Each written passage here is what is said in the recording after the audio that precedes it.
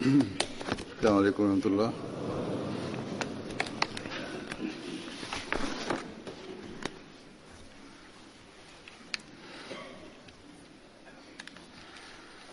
أشهد أن لا إله إلا الله وحده لا شريك له وأشهد أن محمدا عبده ورسوله أما بعد فأعوذ بالله من الشيطان الرجيم بسم الله الرحمن الرحيم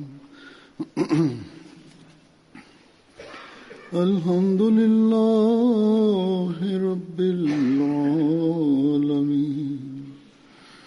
الرحمن الرحيم مالك يوم الدين إياك نعبد وإياك نستعين اهدنا الصراط المستقيم صراط الذين أنعمت عليهم غير المغضوب عليهم ولا الضالين.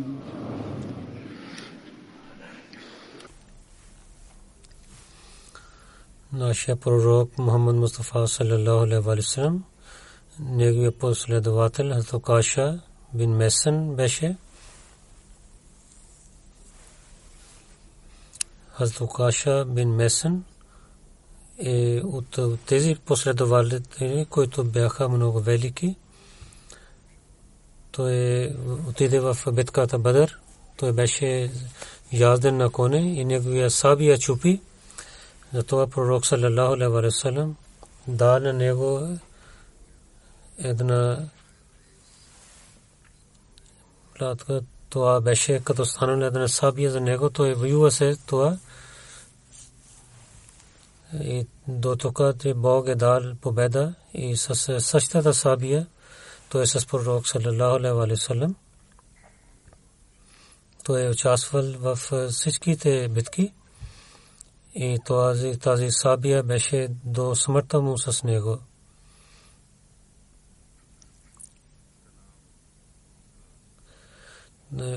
Сабията се казваше он. Пророк саллаллаху алейхи ва саллям дал благовест, че ти ще влизаш в рая без да дадеш отговори за делата си. В битката Бадър пророк саллаллаху алейхи ва саллям каза на последователите, че най-хубавият човек, който язди в арабския, той е с нас. Последователи питали, кой е този човек? Той отговори, че Укаша бин Месен. Хазрат Абу Хурайра разияллаху таала анху каза, нека Бог да е доволен от него, че слушах от пророк саллаллаху алейхи ва саллям, той каза, че от моя народ една група ще влиза в рая. Те ще бъдат 70 хиляди хора и техните лица ще блестят като луна на 14 дата, пълна луна. И тогава той ме състана и каза, че о пророк саллаллаху алейхи ва саллям, да се молите на Бога, че той да брои на мен в тези хора. Пророк саллаллаху алейхи ва саллям каза, че о мой Бог, и брои на него в тези хора. От Ансар стана един друг човек и каза, че о пророка саллаллаху алейхи ва саллям, да се молите на Бога, че аз да станам от тези хора. Това пророк саллаллаху алейхи ва саллям отговори,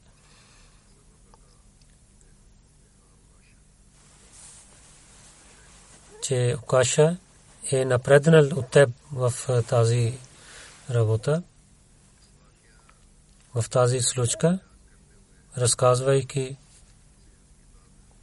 в книгата си Хазрат Мирза Башир Ахмад Сахиб каза, че пророк в негото събрание пророк саллаллаху алейхи ва саллям каза, че от моя народ 70,000 хора ще влизат в рая без да дадат сметка и те ще бъдат велики хора в духовността, че Бог така ще благослови на тях, че няма да вземе сметка от тях. Тогава саллаллаху алейхи ва саллям каза, че техните лица в страшния съд така ще бъдат като пълна луна на небето, както блести, така ще бъдат техните лица. Тогава разказвайки серата случка, като каша да се молите на мен, той се моли за него, че прави на него в тези хора. И най-добър начин е тълкувал Хазрат Мирза Башир Ахмад Сахиб тази случка. Той пише, че пророк саллаллаху алейхи ва саллям в негото събрание е малка случка, но в много знание има в тази случка. Защото първото знание вземаме, че народа на Мухаммад саллаллаху алейхи ва саллям, че толкова Бог ще благослови и духовността на пророк саллаллаху алейхи ва саллям така действа, че от неговия народ 70,000 хора ще бъдат такиви, които с особено благослови на Бога в страшния съд без сметка ще влизат в рая. 70,000. Това означава също, че много хора ще бъдат такиви. Друго означава това, че пророк саллаллаху алейхи ва саллям при Бога, той е толкова близо до Бога, че неговата духовността веднага и като видение каза, че Окаша е един от тях, от 70,000 хора. И може би Окаша не беше преди в тях, но в неговата молитва Бог е дал на него това място, че той влиза в тези хора. Трето, тази случка това означава, че пророк саллаллаху алейхи ва саллям, че той е толкова явше на Бога, че той искаше, че неговия народ толкова да труди и да има развитие, че след Окаша един другия човек същата молитва каза на вас. Тогава той в тази велико място в духовността, той каза, че няма да се моля за теб. На мусулманите той каза, да бъдете благо,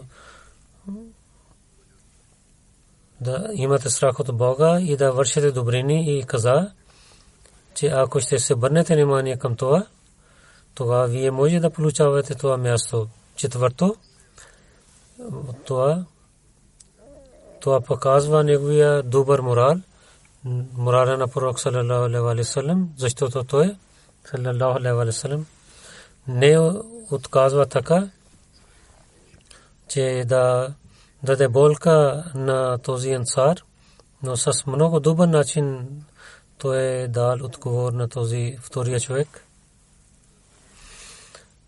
Хазрат Набия Карим, нека Бог да благослови на него, на Окаша изпрати в различните битки. Той стана главен на няколко битки. Пророк саллаллаху алейхи ва саллям Рабиул Аввал 6 хиджри на Окаша, правейки глава на 40 мусулманин, той изпрати къде едно племе. Това племе живееше до една извор, който се казва се Гамър. Той беше от няколко дни от Мека. Окаша приближава до тях, че да ги спира от да вършат нещо лошо. Тези хора, получавайки новина на мусулманите, те избягаха. Тогава Окаша и неговите приятели се върнаха в Медина обратно и че това обвинение, което срещу мусулмани има, че мусулманите имаха, желаеха битки, това показва, че мусулманите не желаеха битки. Хазрат Ибн Аббас каза, когато пророк саллаллаху алейхи ва саллям получил откровение на главата Насър в Корана, тогава той каза на Билал да зови азан. След молитвата пророк саллаллаху алейхи ва саллям дал един проповед и хората плачаха, слушайки този проповед. След това пророк саллаллаху алейхи ва саллям пита, че о хора, какъв пророк съм аз? Тогава хората отговориха, че вие сте най-хубавия пратеник на Бога. За нас вие сте като милостив баща и като милостив брат. И вие дадахте съобщението на Бога и откровението на Бога на нас. И с много добър начин посъветвахте и повикахте на нас към пътя на Бога с добър начин. Нека Бог да ви благослови, както той благослови на всичките си пророци. Тогава пророк саллаллаху алейхи ва саллям каза, че о групата на мусулманите, аз кълня се в името на Бога и своето право, че аз върших нещо лошо на някой, то трябва да стане и никой не стана. Това пророк саллаллаху алейхи ва саллям втори път каза, давайки кълня се в името на Бога, никой не стана. И трети път, когато той каза, че групата на мусулманите, аз кълня се в името на Бога, ако някой мисли, че аз върших нещо лошо на някой човек, той да стане и да вземе и от страшния съд, преди да стане страшен съд, един стар човек стана, неговото име беше Окаша. Той вървеше мусулманите и стана до пророк саллаллаху алейхи ва саллям. Той стана пред пророк саллаллаху алейхи ва саллям и каза, че о пророка саллаллаху алейхи ва саллям, че моите майка и баща да жертват на вас. И ако вие не се кълнете много пъти в името на Бога, аз няма да стана тук. Окаша каза, че аз отидох в една битка с вас, когато се върна, че моята камила приближава до вашата камила. Аз приближих до вас, че да срувам вашата крака. Вие ударихте с нещо. Аз не мисля, че вие дали да ударихте камила или на мен. Тогава пророк саллаллаху алейхи ва саллям каза, в името на Бога казвам, че аз не ударих на теб нарочно. Тогава той каза, че о Билал, отида и в Фатима, в неговата къща и да вземеш същото нещо. И каза на Фатима, о дъщерята на пророк саллаллаху алейхи ва саллям, дай на мен това платка. Това Фатима каза, че моя баща какво ще върши в тази, че това не е деня на хаджлик. Това Билал отговори, о Фатима, вие, че ти не знаеш новините на пророк саллаллаху алейхи ва саллям. Пророк саллаллаху алейхи ва саллям казва довиждане на хората и отива в другия съвет. Тогава Фатима разетара и се чудвайки пита, че о Билал, кой ще вземе отговор на пророк саллаллаху алейхи ва саллям. Тогава той каза, че о Билал, кажи на Хасан на Хусейн, че те да станат пред този човек, че той да вземе отговор на тях и да го спират да вземе нещо от пророка саллаллаху алейхи ва саллям. Билал се върна, той дал тази лопат на пророк саллаллаху алейхи ва саллям. Тогава пророк дал това на Каша и тогава Умар Абу Бакр станаха. Те казаха, че Каша, ние станахме тук, вземе и удари на нас и не казвай на нещо на пророка саллаллаху алейхи ва саллям. Тогава пророк саллаллаху алейхи ва саллям каза, че Абу Бакър и Умар спирайте. Allah Бог знае, че вие колко велики сте. След това Али стана и каза, че о Каша, аз целия си живот прекарах с пророк саллаллаху алейхи ва саллям.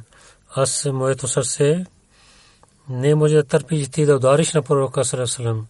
Ти може да удариш на мен и може да удариш на мен 100 пъти, но няма да удариш на пророка саллаллаху алейхи ва саллям. Тогава пророк саллаллаху алейхи ва саллям каза, че Али седни.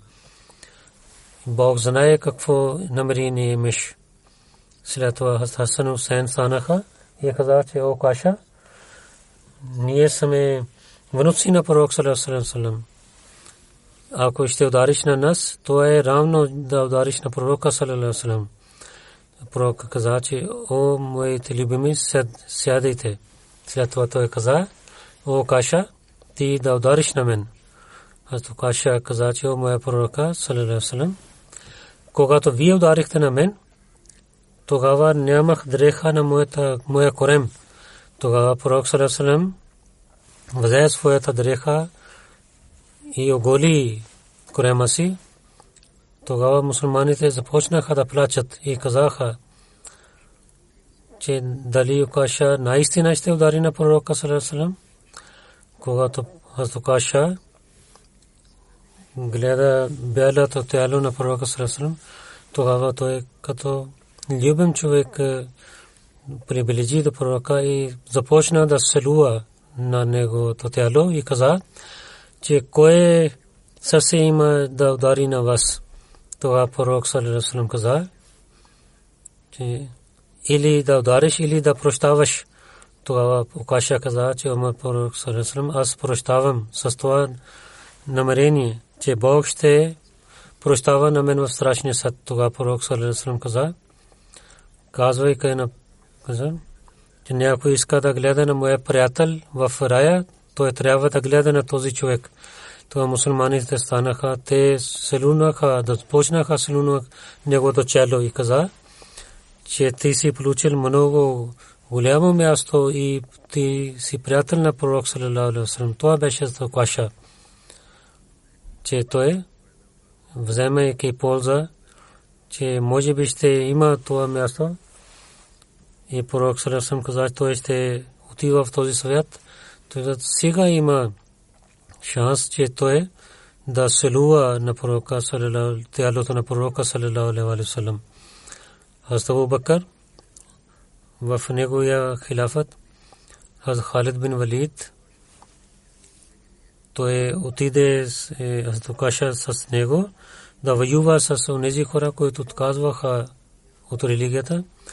Хазрат Халид бин Валид, когато излиза, ако слушаше азан, той не нападаше. Когато не слушаше азан, тогава той нападаше. Тогава той разделяло рано, приближи до една народ. Това беше на едно място.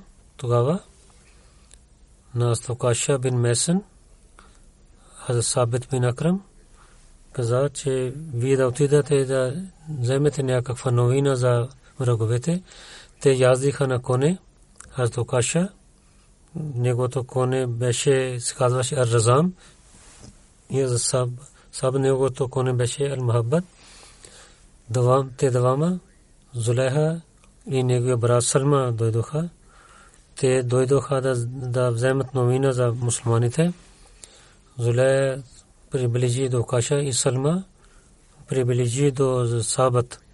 И тези двама братия, те убиха на тези двама последователи.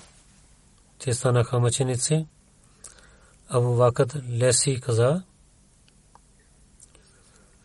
че ние с 200 хора яздиха. Хазрат Каша и Хазрат Сабат не стоихме до тях и с неговия заповед на Хазрат Каша и Хазрат Сабат. С техните дрехи, които бяха съпълни с кръвта, прогребихме и 12 хиджри беше времето и така те станаха мъченици. Хазрат Харса бин Зайд беше един последовател на пророка саллаллаху алейхи ва саллям. Хазрат Харджа бин Зайд, той беше племе от Хазридж.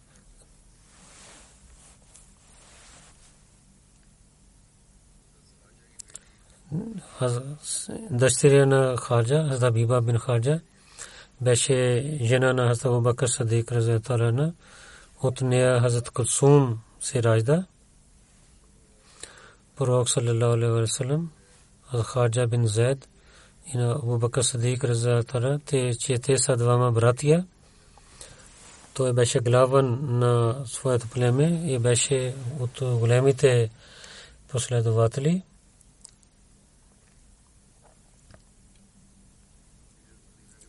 След преселването в Медина, Абу Бакр Сидик, той остана в домата на Харджа бин Зайд.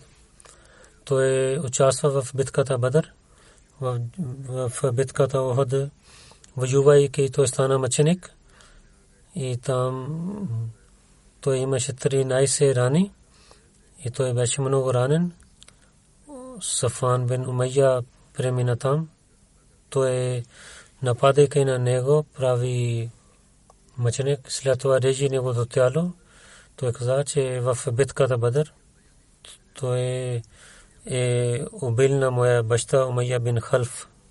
Сега аз имам възможността на тези приятели на пророк саллаллаху алейхи ва саллям най-хубави хора да ги убивам и моето сърце да отехва.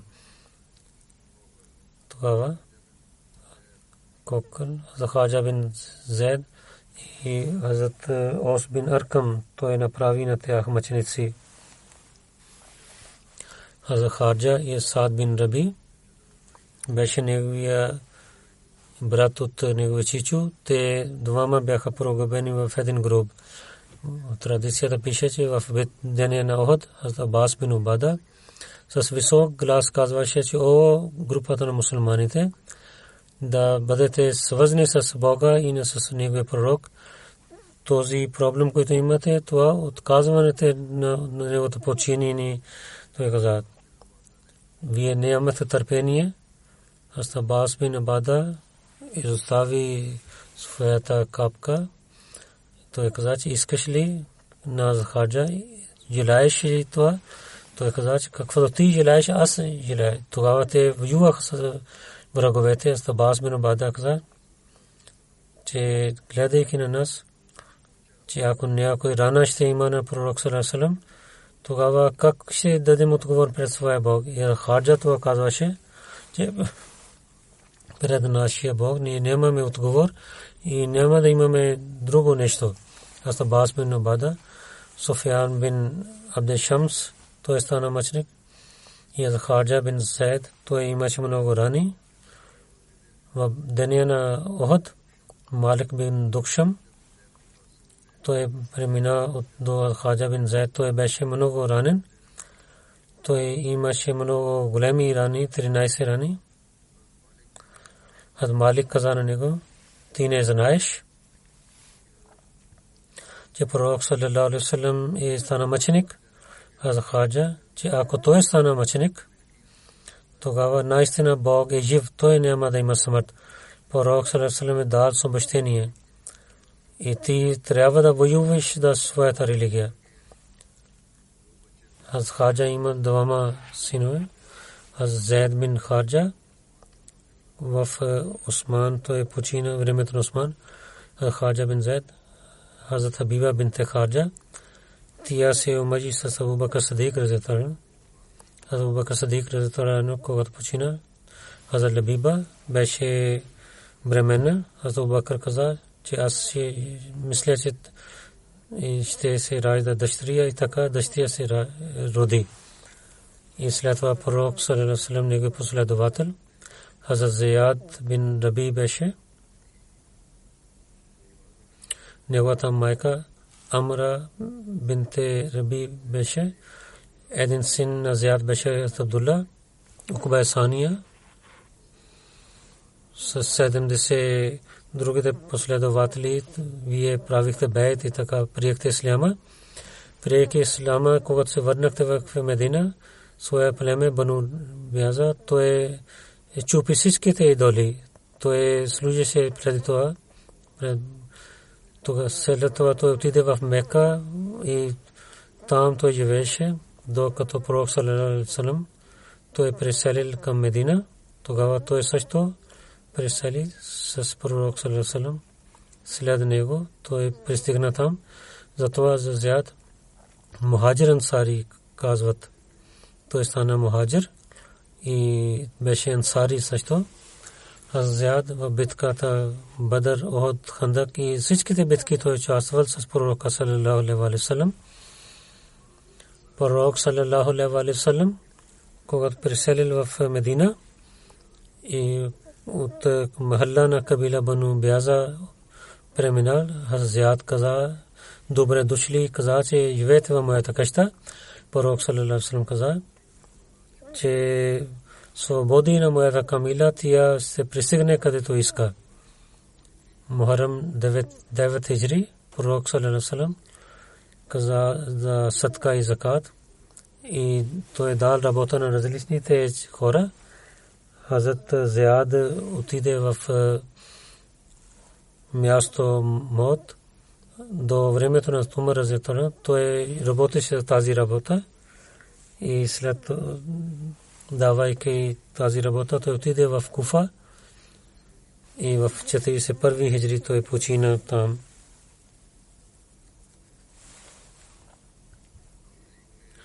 В историята пише, че по времето на Абу Бакр Сидик разияллаху анху, когато хората отказваха от религия и отказваха да дадат закат, Ашас бин Кайс също отказва от исляма и Хазрат Зияд беше да воюва с него. Когато той падна на него, той отиде в Кила Нахир. Хазрат Зайд там живееше, воюва с него и той каза, че дайте спокойствие на вас, на мен и на 9 човека, че пише и този договор. Аз ще печатвам. Те отвориха врата над, когато гледаха. Там беше 9 имена, но Ашас не пишеше своя име. Той отиде в Медина с другите пленници. И след това беше един последовател на пророк саллалаху алейхи ва саллям, Хазрат Муаддиб бин Убайд, синът на Убайд. Той нямаше деца. Неговия внук Хазрат Вайс бин Урва беше негови взе неговото наследство. Той в Йому Раджиб беше мъченик. Раджиб, който случка има. Там, където 10 мусулмани станаха мъченици. За тази случка Мирза Башир Ахмад също пише. Този ден, тези дни бяха много страшни дни за мусулманите. И от всякъде идваха новини на пророк саллалаху алейхи ва саллям. Най-повече беше това от Курайши на Мекисе, които заради битката Ухуд бяха много станаха куражливи. Затова пророк саллалаху алейхи ва саллям в Сафар 4 хиджри той каза на 10 последователи и на Асам каза, че ти си главен, че се кривайки до отидете до Мека и да знаете какво те ще вършат курешите. И те не излязоха, че Азал и Кара от племенете дойдоха при пророка и каза, че в нашите племена много хора искат да приемат исляма. Изпратете с нас няколко хора да проповядват на нас исляма и да учат на нас исляма. Пророк саллалаху алейхи ва саллям, знаейки техното желание, тази група, която беше готовена за вземат новина от Мека, те изпратиха с тях. Те бяха лъжливи хора и Бану Рехан. Те дойдоха в Медина на своя глава. Софван бин Халид беше убит. те така измамиха на мусулманите. Мусулманите, когато ще излизат от Медина, ще нападаме на тях. И Бану Рехан за тази работа назали кара, много камили дадоха като награда на тях. Когато тези хора назали кара между Сафан и те дадоха новина на Бану Рехан, че мусулманите идват с нас, вие елате. Тогава 200 млади хора и дойдоха да търсят на мусулманите и Мукам Рджи е едно място. Там те пристигнаха на мусулманите 10 хора. Как те ще тяха да воюват с 200 хора? Но мусулманите не оставиха своите оръжия. Тогава е заповед да воювате, когато вземат около вас тези последователи. Те отидоха на едно високо място и приготвиха да воюват. Куфарика те измамиха те казаха на тях, че елате долу на нас. Ние правим договор на вас, че няма да воюваме с вас и няма да убиваме на нас. Аз Асим каза, че нямаме доверие за вашето обещание. И след това той гледайки на небето каза: о, нашия Бог, ти гледаш на нас. Ти дай новина на пророка. Асим и неговите приятели воюваха с тях и всичките станаха мъченици. Когато 7 последователи станаха мъченици, Хубайб бин Азад и двама другите последователи, те искаха да ги пленеси. Те каза: елате при нас, ние правим договор, че няма да ги убиваме.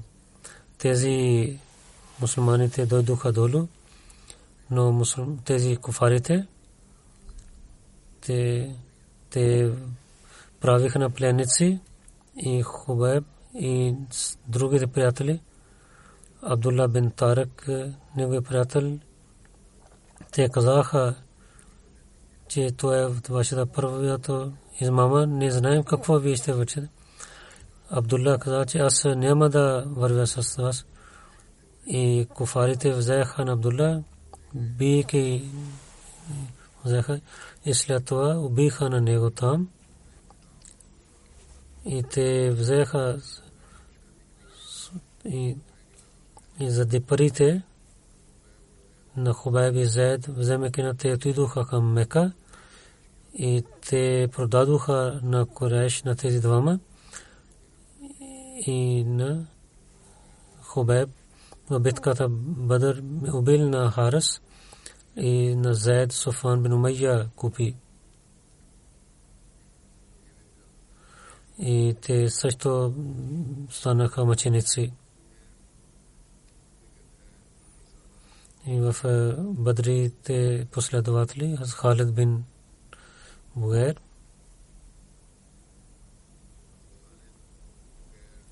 Халид бин Букайр, Акил, Амир, Яз, всичките приеха ислама в Дар Аркам. Четирима братия в Дар Аркам най-първо приеха ислама.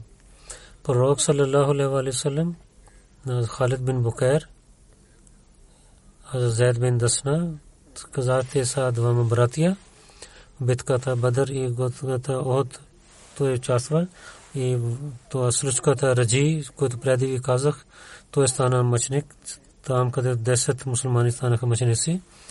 Пророк саллаллаху алейхи ва саллям преди битката Бадър, една битка Абдулла бин Джахаш, той беше главен, изпрати за неверниците. Там участва Халид бин Букайр 4 хиджри в битката Раджи, Асам бин Сабат и Мърсад Ганви с тях и воювах с племето Азали Кара, той стана мъченик. Ибн Са каза, когато племе Азали Кара, вземайки тези последователи, пристигнаха до мястото Раджи, като е името на една извор. Раджи е място, когато е името на племе Узер, техния избор. И тогава неверниците измамиха с тях. Измамиха на тези последователи и Кубила Узер дойде. Последователи седнаха в своята палатка. Те гледаха, че от 4 всякъде място идват хора с сабите си. Те станаха да воюват. Каза, че ние няма да убиваме. Ние искаме. Неверниците каза, че правейки пленници на вас, и ще ви продаваме на Мекке и ще вземаме пари от тях. Мусад бин Аби разияллаху анху каза, Асам бин Сабит разияллаху анху, Халид бин Букайр разияллаху анху каза, кълнем се в името на Бога, че няма да правим договор с вас. Толкова те воюваха, че станаха мъченици. Асан бин Сабит за тях в една поема каза,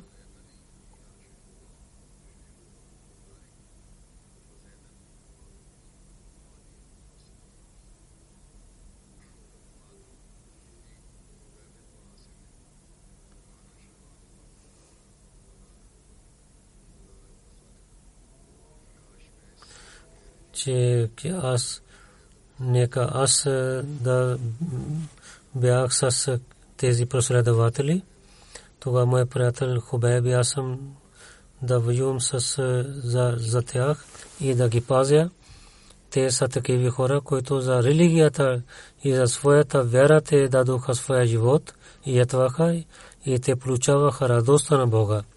Обещания Масия алейхиссалату вассалам каза, че благодарим сме на този велик Бог, който е милостив и дава спокойствие след болка, и много хвалим на пророка саллалаху алейхи ва саллям, и който е глава на всичките хора и джин бесове, и ислам на неговите последователи, които тичаха към извора на вяра и в знание и своите дела.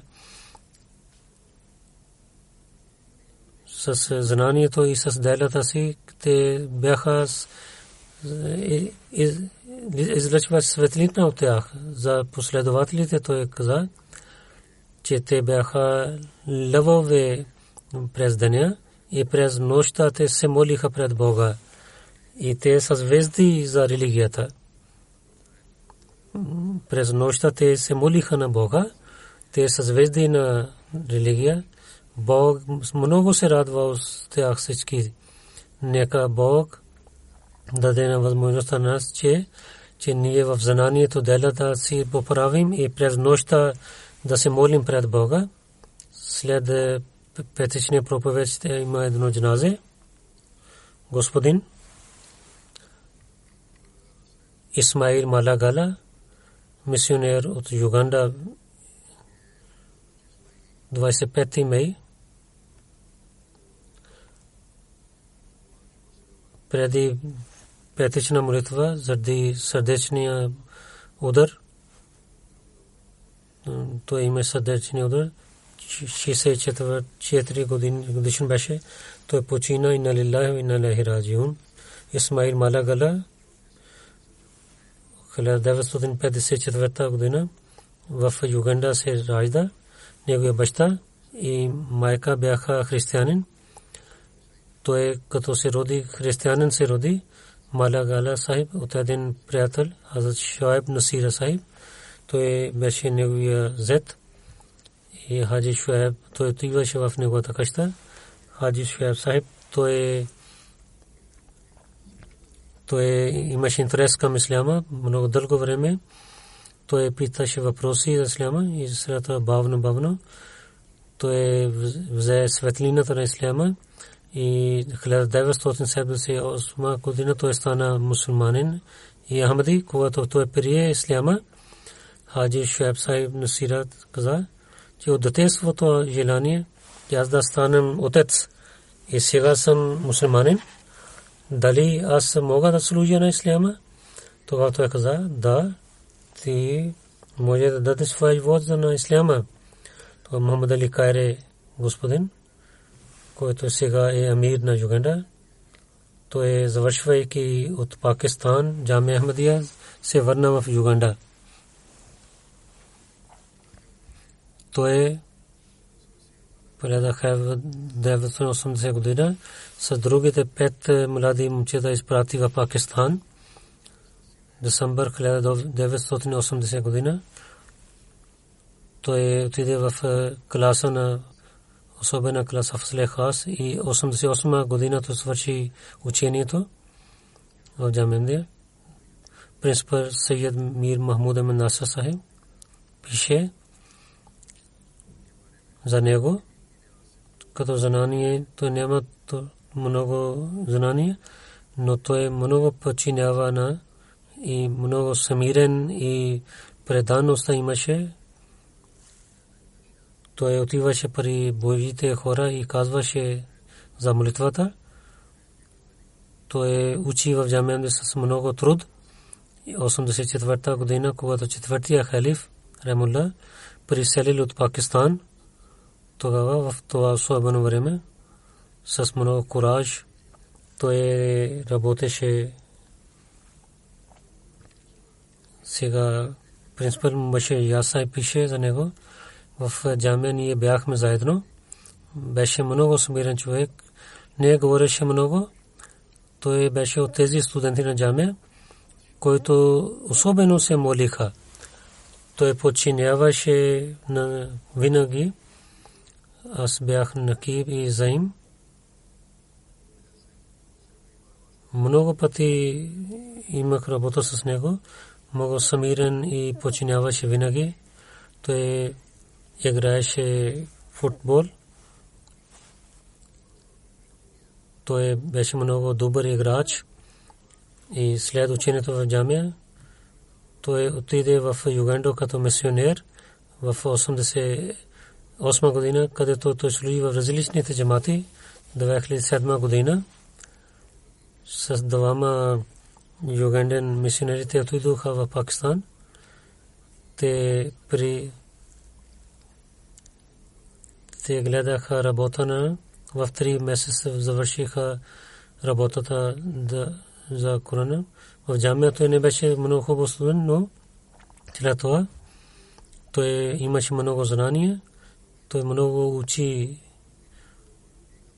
Той много имаше интерес да проповядва и много хора станаха Ахмади заради неговия проповед.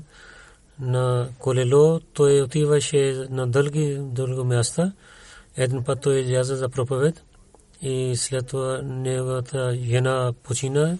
Нямаха как да се обещавам.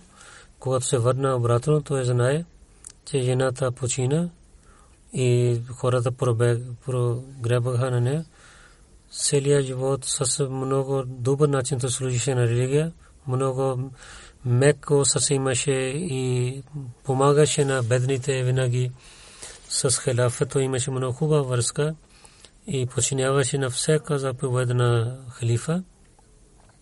Африкан мисионерите, аз гледам, че всичките с халифата имат много силна връзка. Амисаб Мухаммад Али Кайса пише, че той беше един пример мисионер и много проповядваше и много служише на религия. В трудности той никога не оплакваше и винаги служише на религия. Първа жена, когато почина, той имаше друга сватба и след това трета сватба. Неговата жена пише, че моя мъж беше много хубав. Гледах, че той винаги беше благодарен на Бога. Неговата дъщеря каза, че нашия баща много добър човек и смирен човек беше. Винаги помагаше на нас и казваше на нас, посвещаше на нас да служим на религия. Той изостави 2 жени и 9 деца. Нека Бог да улеча неговото място в рая и да прощава на него и неговите деца винаги с джамата и халафа да бъдат свързани.